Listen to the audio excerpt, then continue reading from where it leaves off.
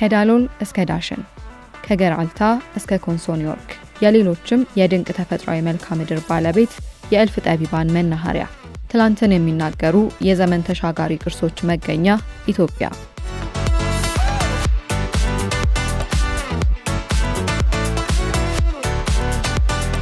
ባለብዙ ቅርሷ ሀገር ተነግሮ ከማያልቀው የታሪካዊና ተፈጥሯዊ ሀብቶቿ መጠቀም እንድትችል በሚገባው ልክ አልተነገረላትም። ይህም በሰፊው የማስተዋወቅ ስራ ለመሰራቱ እንደ አንድ ምክንያት ይነሳል። ሌላ እንደ ኬንያ፣ ታንዛኒያ ብናም ሌላ ሀገር ብታዩ በጣም ብዙ ይተዋወቃል። መጋዚን ላይ፣ ቢቢሲ ላይ፣ ናሽናል ጂኦግራፊ ላይ እንደዛ ብረ መታወቅ ያለባት ሀገር ኮንቴንቱ አለን፣ ሀብቱ አለ፣ ብዙ ነገር አለን፣ ግን አትተዋወቅም። ብዙ ስራ ይጠበቅብናል ለማስተዋወቅ። የሚዳሰሱ ቅርሶች አሉ፣ የማይዳሰሱ አሉ፣ በዩኔስኮ የተመዘገቡ ሃይማኖታዊ ስፍራዎች አሉ። በባህል በብዙ ልንጎበኛቸው የምንችላቸው ቦታዎች ቢኖሩም እኛም ጎብኝተናቸዋል ተዋውቀዋልም ለማለት ትንሽ ያስቸግረኛል። የምናስተዋውቅበትም የተለመዱ የድሮዎቹ የማስተዋወቂያ ዘዴዎች ናቸው ስንጠቀም የነበረውና ዘመናዊ የማስተዋወቂያ ዘዴዎች ተወዳዳሪ የሆኑ የማስተዋወቂያ ዘዴዎችን የመጠቀም ሂደቱም ደግሞ በጣም ዝቅተኛ ነበር።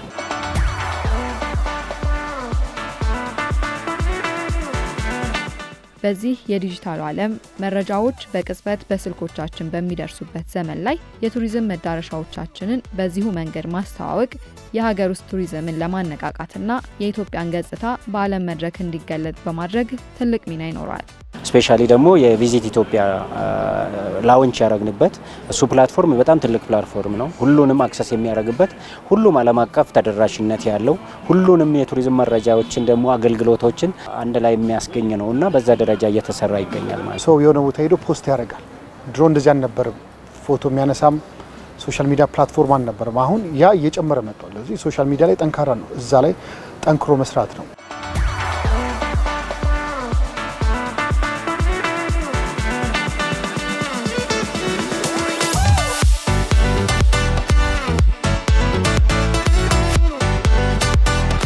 የፋም ቱር የምንላቸው ተጽዕኖ ፈጣሪ ሰዎችን ደግሞ ከውጭ በማምጣት ኢትዮጵያን በጎ ገጽታ እንዲመለከቱ የማድረግ ስራዎች ናቸው።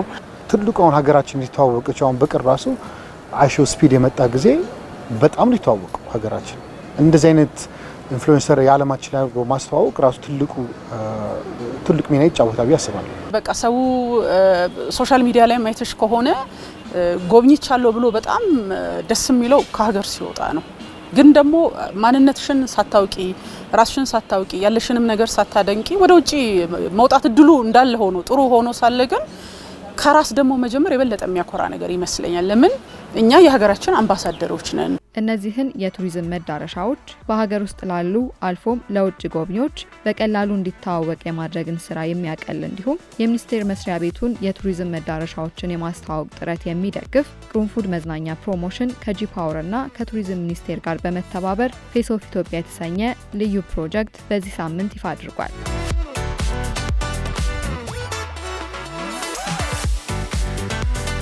ኦፍ ኢትዮጵያ ያው 360 የሆነ ፕሮጀክት ነው። ከኮንተንት ክሪኤሽን እስከ ፓጀንት ወይም ደግሞ ኮምፒቲሽን ውድድር ድረስ ያለው ነው። ከቱሪዝም ሚኒስቴር ጋር ሆነን 100 ምናምን የቱሪስት መዳረሻዎችን ለይተናል። ሰው ምንድነው እነዚህ የለየናቸውን ቦታዎች የሚመዘገቡ ያ የተመዘገቡ ሰዎች እኛ ካለን ቱሪስት መዳረሻ ጋር ፊት እናደርግና በእጣ ይወስዱና እነዛን ቱሪስት መዳረሻዎች በአካል ይሄዳሉ። እኛ ሎጂስቲኩን እናዘጋጃለን። ፕላስ ፕሮዳክሽን የራሳችን እናዘጋጃለን።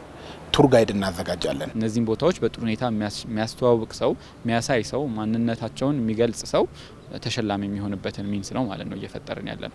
እነዚህ ተወዳዳሪዎች ሀገራቸውን አውቀው ሌላው ሰው እንዲያውቀው የሚያደርጉ ናቸው እና ተጨማሪ ትልቅ ዓላማ ያነገቡ ስለሚሆኑ ሀገራችንን የበለጠ እንድናውቅና ቱሪዝሙ ላይ ትልቅ የሆነ ንቅናቄ የሚፈጥር ይመስለኛል። ቤታቸው ቁጭ ብሎ እንደዚህ ያላት እንደ ኢትዮጵያ ሪዞርቶቿ እንደዚህ ናቸው እንደ ከተሞች እንደዚህ ተቀይሯል እንደ አዲስ አበባ እንደዚህ ናት እንደ የሚለውን ነገር ቤታቸው ቁጭ ብሎ እንዲያዩና አገር ውስጥ ያሉትም ውጭ ሀገር ያሉትም ደግሞ እንዲያዩና ፕላን እንዲያደርጉ ነው። እዛ ደረጃ መታሰቡ ራሱ ትልቅ ነገር ነው። ይሄን ሀሳብ ሚኒስትሪያችን ገዝቶ ከቁርንፉድ ጋር ለመስራት ሙሉ ለሙሉ ያንን ነገር ሀሳብ የተቀበለውም ከዚህ አንጻር ነው። ፌስ ኦፍ ኢትዮጵያ አዲስ ፕላትፎርም ነው። ቆንጆ ሀሳብ ነው ይዘት የመጡት። ራሱን የቻለ ያንግ ልጆች አዳዲሶቹ ያንጎች የሚያዩት ውድድር ስለሆነ ቆንጆ ነው። ያንጎች ደግሞ ኮንቴንት ክሬተር ናቸው። ፌስ ኦፍ ኢትዮጵያ ፌስ ይኑራት፣ እድሜዋ ከዚህ መሀል ይሁን፣ ራሷንና አገሯን ፕሮሞት ማድረግ የሚችል አይነት ዲሲፕሊን ይኑራት። ስለዚህ ማንኛውም መሳተፍ ይችላሉ። ከዛሬ ጀምሮ 1 ወር ይቆያል ሬጅስትሬሽኑ። የሚቀጥሉት 1 ወር በደንብ ምዝገባውን ከጨረስን በኋላ የ5 ወር ጋፕ ውስጥ ደግሞ ፕሮግራሙ ሙሉ በሙሉ ይካሄዳል። 5 ወር ይፈጃል። አጠቃላይ ከሬጅስትሬሽኑ ከዛሬ ጀምሮ የ6 ወር ፕሮጀክት ነው ማለት ነው። እስከ 30 ሚሊዮን ብር በላይ ነው የተበጀተለት ፕሮጀክቱ። ይሁም በውስጡም ያሉት ሽልማቶች 5 ሚሊዮን ብር ሽልማቱ እንዳለ ሆኖ ሌሎች ደግሞ ትናንሽ ሽልማቶች ይኖራሉ ለሌሎችም እንደዚህ የሚሰጥ ማለት ነው። የኢትዮጵያን ገጽታ ከሀገር አልፎ ለዓለም ለማስተዋወቅና የውድድሩ አካል ለመሆን ፍላጎት ያላቸው ሴቶች በwww.faceofethiopia.it ድረገጽ ላይ መመዝገብ እንደሚችሉ ተገልጿል።